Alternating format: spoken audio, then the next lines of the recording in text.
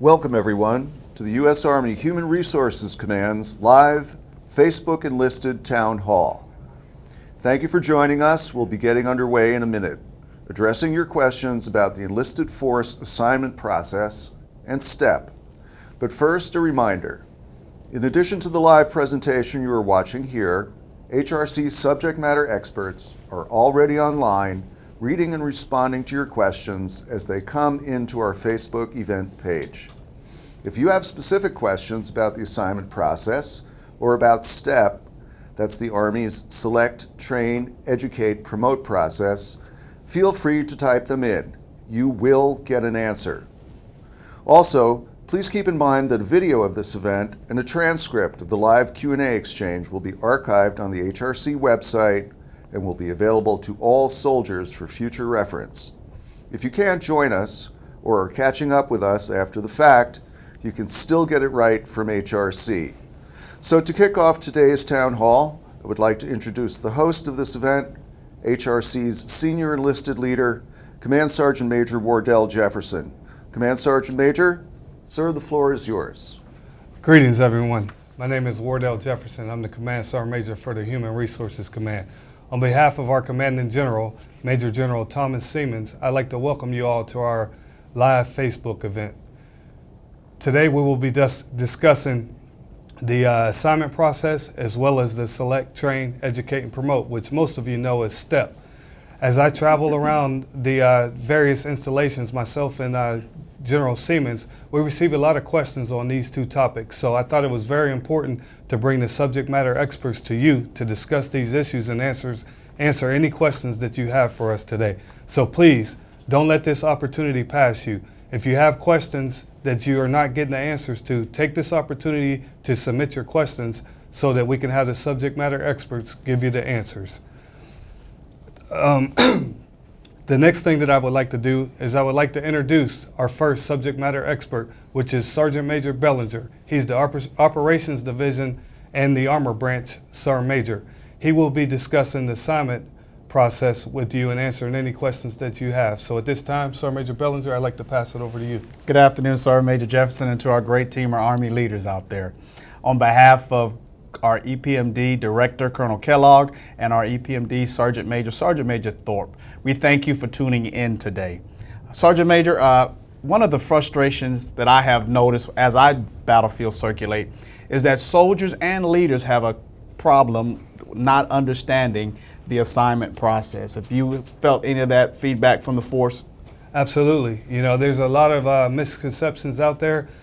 Soldiers feel that the assignment process is conducted in one way, but you know, a lot of the things that they're hearing is just what they hear from people that are out there, you know, telling them. So that's why I felt that it was very important that they were able to hear it from the experts that do this every day. So please provide some wisdom to them. Sorry, hey, thank you very much.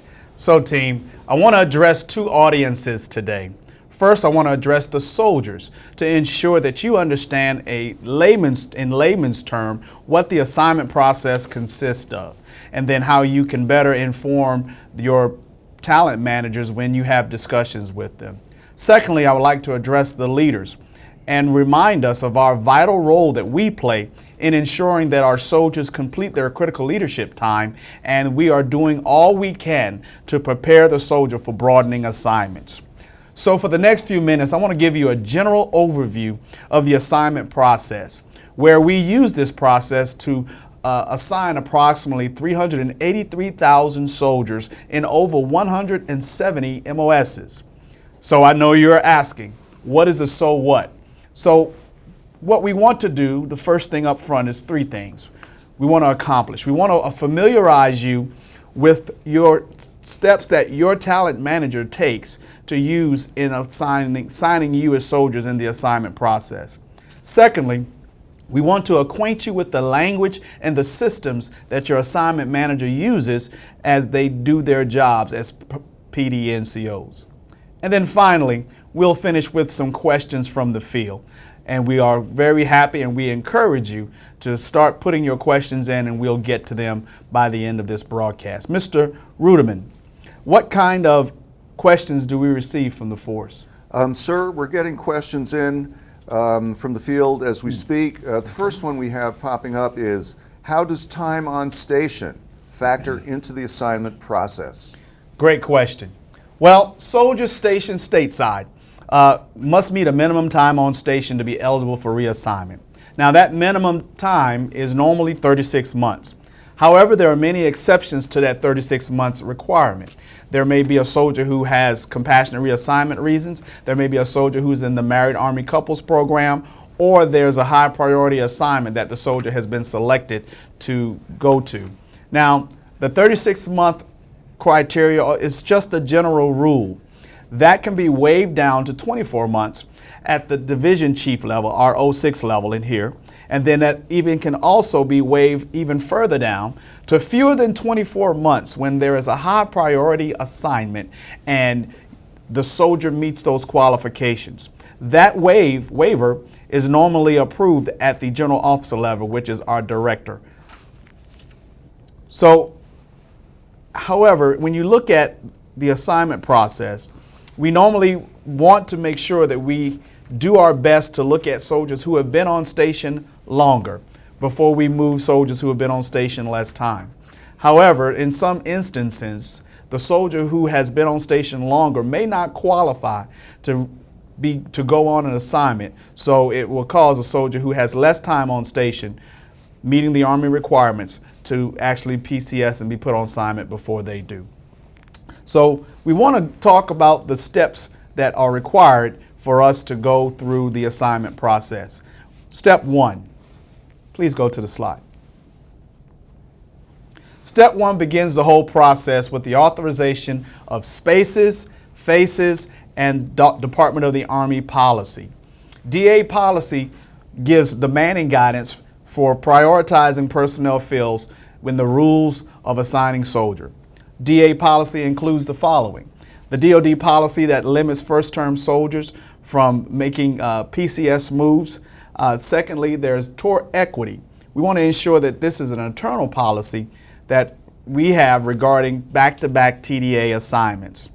We have further internal controls, such as the enforcement of the Home Base Advanced Assignment Program, commonly known as the HAP, which is assigning returnees from dependent restricted tours. And then, as always, we want to make sure that we take care of our soldiers and our families. We do our best, as a rule, regarding short notice assignments, those assignments within 120 days of report. And then finally, it is the faces, the Army's inventory of soldiers to fill the spaces. It's like spreading the peanut butter to make sure that we have all the personnel authorized in the organizations. We synchronize all these things by using our Enlisted Professional Management Toolkit. There are some modules that we use in that program. The first one is the Soldier Assignment module, and this enables us to filter through the 383,000 soldiers and determine the availability to fill a specific requisition at a specific time. We further use the Assignment Validation Report, AVR, which it is commonly known here in the building. The AVR applies 67 different logics and modules through an assignment process and rules to ensure that the available pool is required to meet the requirements of the assignment, and then we have a quality control check in our processes. Our toolkit also provides a method to electronically route waivers to those AVRs rules if we determine that doing so is the right thing for the Army, the right thing that meets the soldier's professional development needs. These waivers vary in their approval authorities, ranging from the branch chief, which is the 05 level, the division chief, the 06 level, and the director of the EMPD, which is the 06 level. Mr. Ruderman, let's take another question. Yes, sir. Next one up is, are my ask preferences truly considered? Because I haven't been assigned to any of my preferences. Additionally, I volunteer for assignments and ask, but I'm always turned down. Why? Bottom line, ask is taken into consideration. Assignments are determined by first, needs of the Army, your professional development requirements, and then the soldier preference. If we can cover all three of these things, then you will go on that assignment of choice. If one of those things cannot be met, Army requirements or your professional development requirements, then we cannot approve that assignment. bottom line up front, you must update your ask. Sergeant Major, any thoughts on the ask program? Yeah, that last comment you made there, Sergeant Major, is excellent. I can't emphasize it enough, the importance of soldiers updating their ask. As I go around, there's a lot of soldiers that say, you know, I don't update my ask because they don't feel that we use it here at HRC. But that, I'm telling you, that is not true. Ask is one of the first things that the assignment managers or the talent managers go to when they look at placing a soldier on assignment, because at the end of the day, we try to get the yes. If a soldier is requesting to go to Fort Benning and everything lines up, they meet the criteria, it's within their movement window, then we're going to try our best to get them to Fort Benning. But if a soldier doesn't update his ask and we go on that ask and we find a location that's there, and as long as it's in your ask, the assignment manager is going to try to get you there, so they've done their job. So it's very important that you do that. And then another key thing is time on station. You have to understand that sometimes what you have on your ask, it may not be available at your time that you're scheduled to be moved. So everything has to line up. You know, your movement time as well as you meeting the criteria for that particular assignment. All those things have to line up in order for us to send you to that location. Thanks. Thank you, Sergeant Major. So now the Ask Satisfaction Key program, the volunteer requisition module. This uses an in-depth logic to ensure that soldiers who are eligible for an assignment before you can self-nominate for that assignment. However, there are some challenges to that module.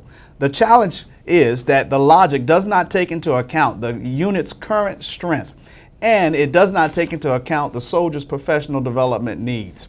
Again, in conversation and consultation with your assignment managers, if you are able to meet your professional development needs and the unit strength is not affected, then you can be nominated for that assignment.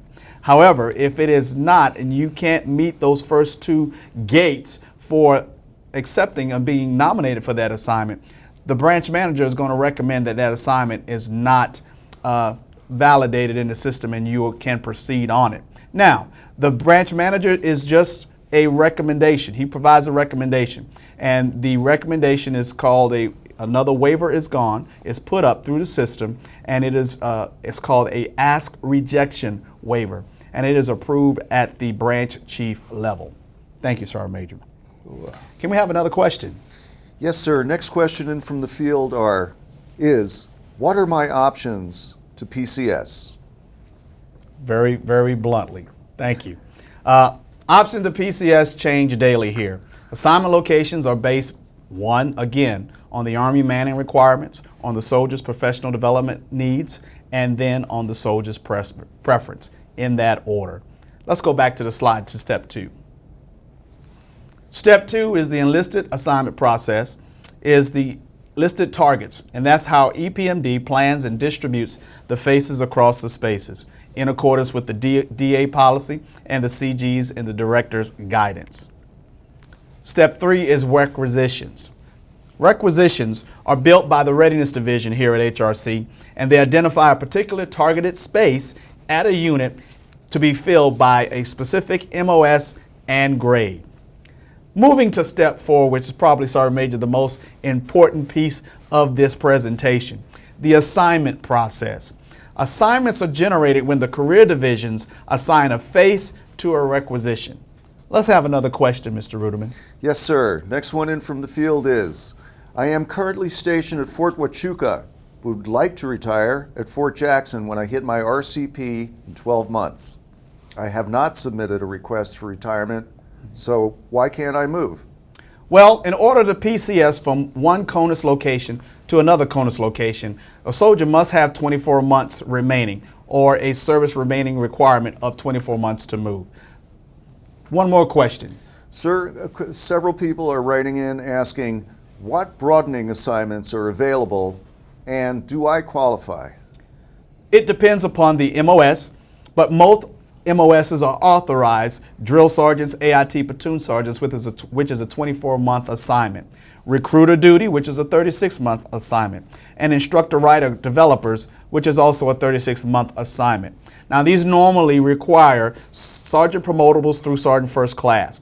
But there is also equal opportunity advisor, inspector general office, and professional development NCOs at the rank of Sergeant First Class.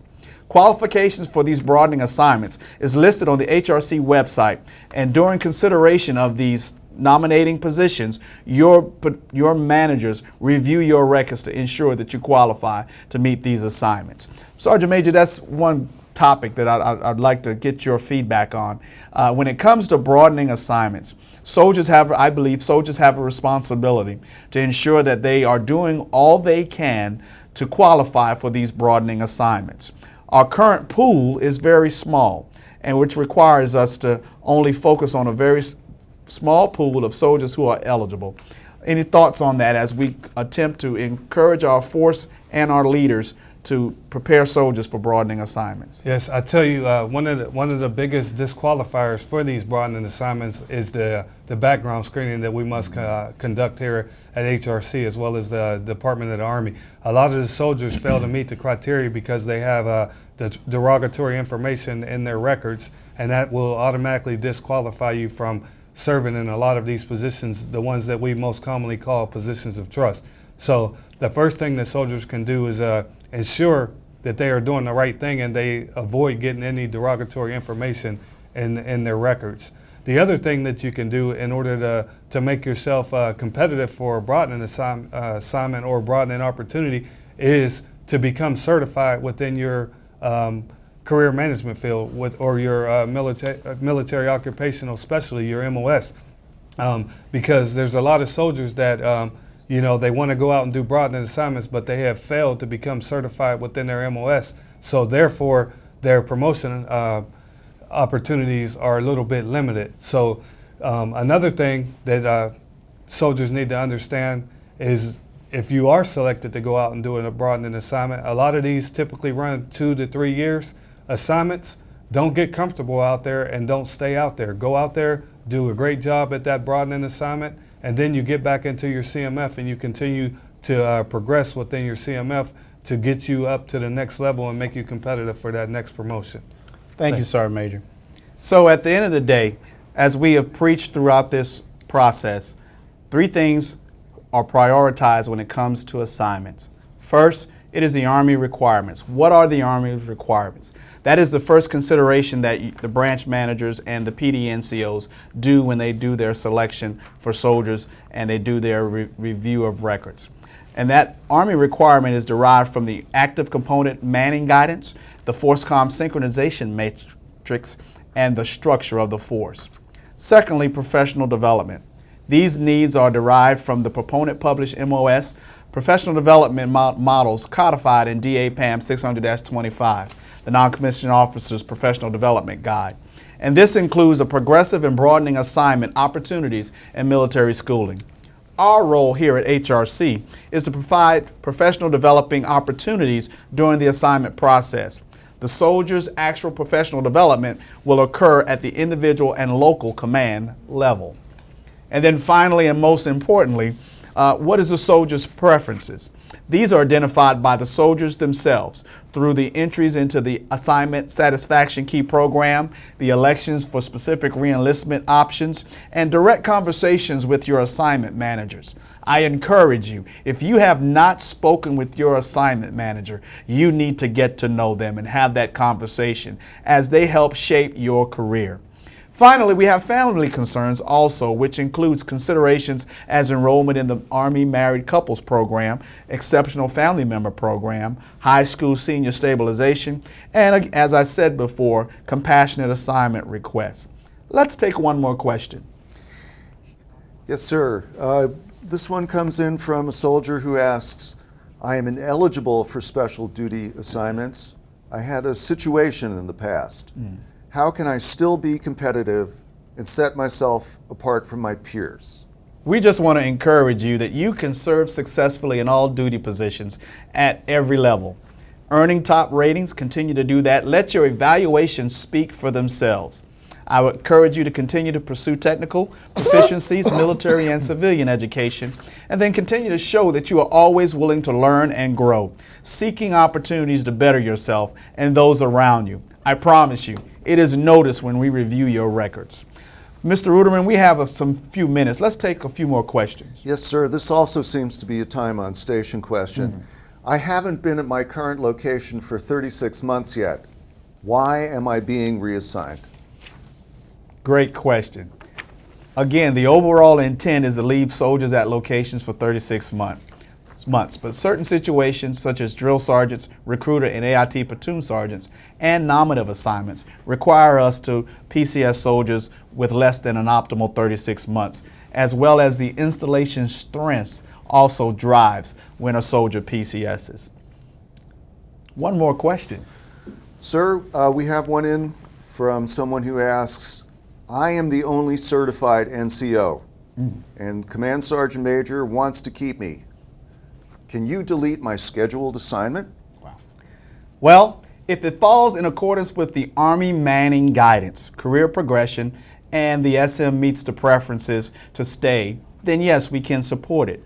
If it doesn't fall within Army Manning Guidance or the Soldier's Professional Development Model, your talent manager is going to recommend no to the chain of command here at HRC, and we'll have those discussions. Sir, one more great question. Sir, we have one more. Yes. I think it's a serious question. Wow. I'm sure you have a serious answer. How do I get out of drill sergeant duty? That is a great question. Drill sergeant duty is 100% priority fill. Being a drill sergeant is one of the most important jobs in the generating force. And our Army needs qualified soldiers in this all-volunteer force to be capable of training other soldiers to fight and win in this complex world. Drill sergeants who have demonstrated their proficiencies and done well out on the trail have been promoted above their peers. Finally, we do not consider the mission complete until the soldier is at their gaining unit. Soldier assignment, we track the soldier until they sign in. We routinely monitor the soldier's availability even after we put them on assignment because as life happens, things change. The soldier's status may change. He or she may get a medical profile or have some legal trouble, or the soldier may request an assignment deferment or deletion based upon personal reasons, or the unit reasons may have changed. The unit may have come down on a lad. And then we will take all those things into account after we put a soldier on assignment and there are changes that need to be made. So I thank you for the time, Sergeant Major. I'll end where I began. Readiness is the #1 goal of the Army. We all, soldiers, leaders, and people at HRC and this great team have a responsibility and a shared responsibility to make sure that we do our best to ensure that soldiers understand the assignment process and are active people in the process so that we can get soldiers where they need to be in accordance with the Army requirements, the professional development requirements, and the soldier's preference. Sergeant Major, I thank you for this time. I thank you for the opportunity to speak to the great team of soldiers and leaders out there on the assignment process. Again, if you have any questions, I would refer you to the Enlisted Personal Management Directorate webpage, and the URL is located on the screen. With there, you will find your specific career management field experts, and they are standing by ready to assist you in your assignment concerns. Thank you. Hey, Sergeant Major Bellinger, I'd like to thank you for taking the time out to share this information with the soldiers out there in the field. I think it's very important that they hear it straight from HRC and we let them know exactly how this assignment process works.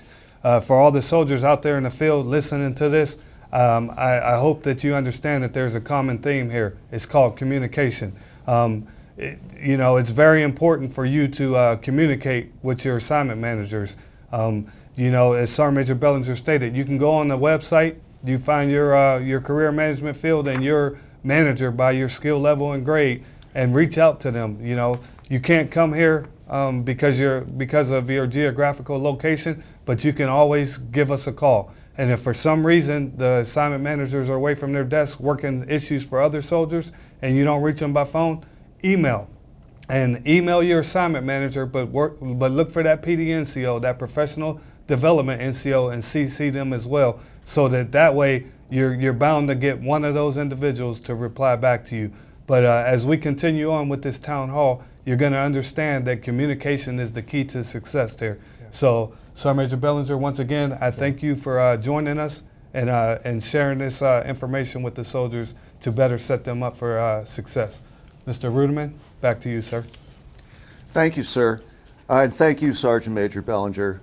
Again, we would like to remind everyone that HRC staff are reading and responding to your questions as we conduct this event, and they will continue taking your questions after we wrap up the live video portion of our outreach.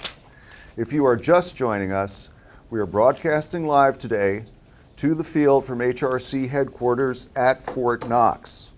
If you missed today's broadcast, a video of the entire event and a transcript of the live Q&A from our Facebook feed will be posted to the HRC website for everyone's future reference. Moving ahead, I want to turn the floor over again to HRC's Senior Enlisted Leader, Command Sergeant Major Wardell Jefferson. Sir? Thank you, Mr. Ruderman. All right, now moving along with the next topic. Another very important topic that's near and dear to everyone's heart and career is the Select, Train, Educate, and Promote, which I talked about, everybody knows by STEP. I have today with me Mr. Bailey. He's the chief of the Enlisted Schools branch, and he's going to share some information. As I stated up front, it is very important that you listen to this information because everything that we're discussing today affects your careers, and your careers affects your family. So we think it's very important, or we feel it's very important that we provide you the information to give you the best opportunity to continue to progress throughout your career. So Mr. Bailey, I'd like to thank you for joining us and sharing some information, and I would like to turn it over to you. Okay, thank you, Sergeant Major. Good afternoon, Sergeant Major Jefferson and the great Army team. My name is Jesse Bailey. I'm the Chief of the Military Schools Branch, and on behalf of the EPMD leadership, it's my pleasure to be here this afternoon to talk to you about STEP and how it has changed the way we schedule soldiers for ALC and SLC. STEP was established by Army Directive 2015-31. The directive revised how the Army promotion policy for enlisted soldiers in the regular Army, National Guard, and the reserves. The directive links structured self-development and the NCOES system to subsequent promotion. In order to implement STEP, HRC has had to change the way and change our methodology on the way that we train soldiers and how we schedule soldiers for ALC, SLC, and BLC for the AGR. This has led to numerous questions and phone calls from soldiers and leaders in the field. And I'm happy to be here this afternoon to discuss this with you and shed some light on how we schedule soldiers for STEP. Next slide, please. Okay, this slide depicts how soldiers are scheduled for school and promoted. In column 1, you'll see what soldiers are what promotions. In column 1, you'll see what promotions a soldier is scheduled for. And column 2 is what requirement for that soldier to be recommended for promotion. And in column 3 is what is required for that soldier to be promoted. Now, you'll notice for the Master Sergeant in column 3, it says that MLC is required. MLC won't be required for Master Sergeant until the calendar year 18 promotion list comes out. And currently for Sergeant Major, the requirement for recommendation for promotion is only SSD 4, and for recommendation and for promotion pin-on, it is the Sergeant Major's course. CSM Jefferson, do you have anything to add? Yes, Mr. Bailey. One thing I'd like to highlight off of that slide is, as he stated, the Master Leader course will not be effective until the results of the calendar year 18 board results are released. So with that being said, if you are currently wearing the rank of Master Sergeant or First Sergeant, you are not going to be required to attend that course right now. But all individuals that come out on that list for Master Sergeant on calendar year 18, there will be a requirement for those individuals to attend the Master Leader course. That will become their PME requirement under this new STEP program. Thank you, Sergeant Major, because we do get a lot of questions from current Master Sergeants asking if they are required to go to the Master Leaders course. And as the Sergeant Major stated, they are not required until the next promotion list of Master Sergeant comes out. Okay, Mr. Ruderman, can we have the first question from the field? Yes, sir. Mr. Bailey, the question we have is, how will soldiers be scheduled for ALC and SLC?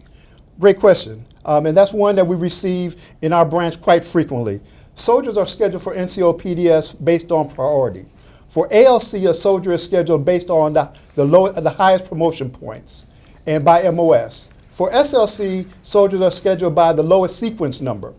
So that's priority 1. For priority 2 is those soldiers that are in priority 1 but have been identified for deployment, short tour, or unit rotation. Priority 3 are those soldiers that are in the legacy backlog and that are deemed at risk for QMP consideration. And that is that soldier has 24 months time and grade. And we do our best to try to schedule these guys for school, but based on the number of seats that we have available, those soldiers are the third priority and may or may not be scheduled. Priority 4 are those soldiers in the legacy backlog with less than 24 months. And we do our best also to try to schedule them, but like I stated before, priority 1 and priority 2 take precedence. Priority 5 are those train ahead soldiers that are not in a promotable status. And basically, if we run out of soldiers in order to schedule and fill up all the classes, then we start scheduling the priority 5 soldiers. So I bet you have anything to add? Mr. Bailey, yes, I'd just like to add a couple comments to priority number 3 and priority number 4. When STEP originally started, we were looking at soldiers, the legacy soldiers that had 37 months time and grade or more for priority 3, and then 36 months time and grade or less for priority 4. As you can see from the slide, that has changed. It's now 24 months or more, and then 23 months or less. Now, some of you may be saying, what is legacy? Legacy are those soldiers or those NCOs who have a data rank that was prior to STEP coming into effect of 1 January of last year. So those individuals, we call them legacy because they were promoted prior to STEP coming into effect, and they still haven't gone to school yet. Thank you, Sergeant Major. Mr. Rubin, next question. Yes, Mr. Bailey, one soldier writes in asking, what happens if I receive a profile or can't attend school? Okay, if you receive a profile and can't attend school, you must submit a deferment request with a copy of the profile through the first general, endorsed by the first general officer or the SES in the chain of command. That request must state when the soldier will be available to attend the next class. I would also like to add that all deferment requests, whether they're operational, compassionate, or medical, must be endorsed by a general officer or the SES before they come up to us. So, do you have anything? That's great. You covered it. Okay. Next question, please. Sir, next question in from the field is, I recently graduated from BLC, ALC, SLC, but my ERB is not updated to reflect course completion. How long does it take to update? Okay, that is a frequent question we get in the branch. Typically, it takes 10 to 14 days from the time a soldier graduates until their email poll or their ERB is updated or is updated in EDAS. If for some reason after that 14th day that your record is not updated or your ERB is not updated, feel free to send us a copy of your 1059 to our branch, and our managers will update that for you. Next question. Sir, next question in asks, I had an NCOES training date, but it was canceled due to a temporary profile. How long before I am rescheduled for school now that I'm off the profile? Okay, typically if you're canceled for temporary profile or any reason, then what we do is we try to put you into the next available class. But it's still based on your sequence number or your promotion points. But everything depends on if for temporary profile, when the profile expires. And still, any request still has to be endorsed by the first general officer and sent up to us by, by the first general officer or an SES. Sir, we have another question. It is, if I am in the backlog, when will I be rescheduled for ALC or SLC? Soldiers in the backlog are the third and fourth priority. And we will reschedule you if there are seats available. A lot of times in some MOSs, there are no seats available, but in some MOSs, we can be able to get to you as soon as possible. But understand that we are going to try our best to get every soldier scheduled for school. Next question, please. Sir, we have a couple of more. Next one up is, what is the sunset clause? Okay, The sunset clause is applicable to soldiers that were selected for promotion on the calendar year 17 Sergeant First Class list and all following Sergeant First Class and Master Sergeant lists. Basically, it states that if you have not completed SLC or whatever requisite course by the 24th month, that the first day of the 24th month, that you could be administratively removed from the list.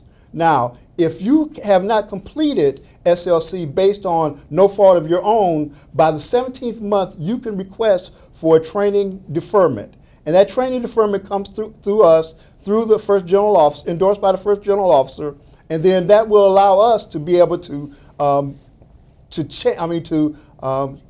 go ahead and try to schedule you for the next available class. So for each month that you were not able to go to school, you'll get an additional month to stay on the promotion list.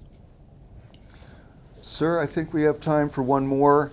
Next one in is, when will soldiers be scheduled for the Master Leaders course, or MLC? Okay, the Master Leaders course is a 2-week course that would be taught at 6 locations: Fort Bliss, Fort Campbell, Fort Bragg, Fort Stewart, Fort Hood, and JBLM Lewis. Now, in FY17, we are teaching 6 validation courses. On 1 October of 2017, then those schools will start training 10 courses per school with 32 people in them.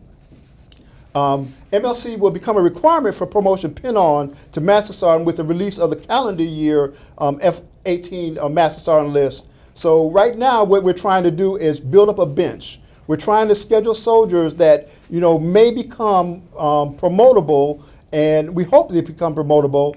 And between now and that list, release of that Master Sergeant list when it's released. Sergeant, do you have anything else to add to that? Nope. No. Okay. So finally, I think that is all the questions we have from the field. Yes, sir.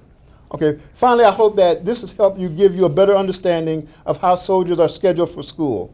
If you have any questions, don't hesitate to either call or email one of my branch or my quota managers at the military schools branch.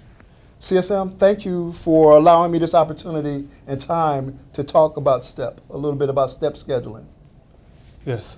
Mr. Bailey, I'd like to thank you for taking the opportunity to come out here and talk to the soldiers and inform them of this process. It is still a fairly new process, and there are a lot of questions out there, and I really appreciate you coming to take this time to do this. Thank you. To the soldiers out there in the field, I'll tell you, it is very important. We always talk about, we have leaders who assist us with managing our careers, but I'll tell you, you are your best career manager, and the way that you can assist yourself by being your best career manager is to become knowledgeable on all the things that affect you, your career, as well as your soldiers and their families.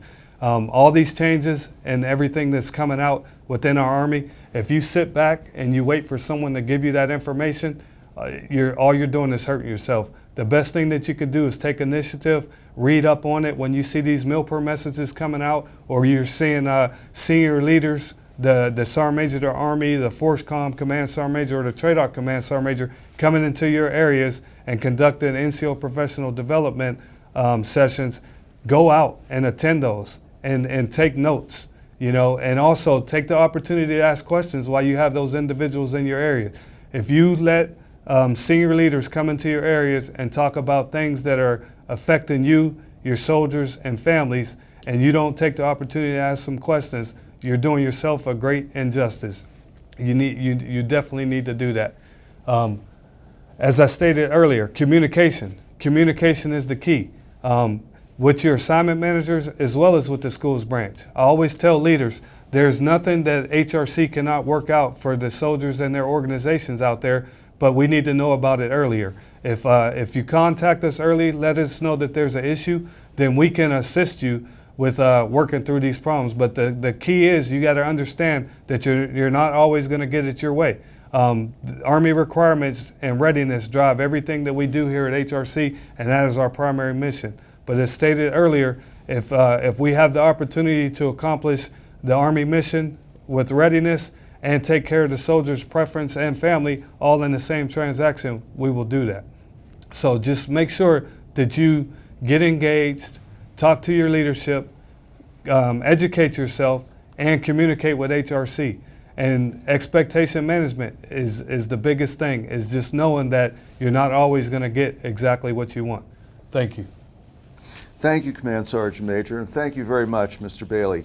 We're drawing to the end of this live video portion of our town hall, but we would like to remind everyone presently online that HRC subject matter experts are answering your questions at this moment and will continue responding on our live feed for the next hour or so.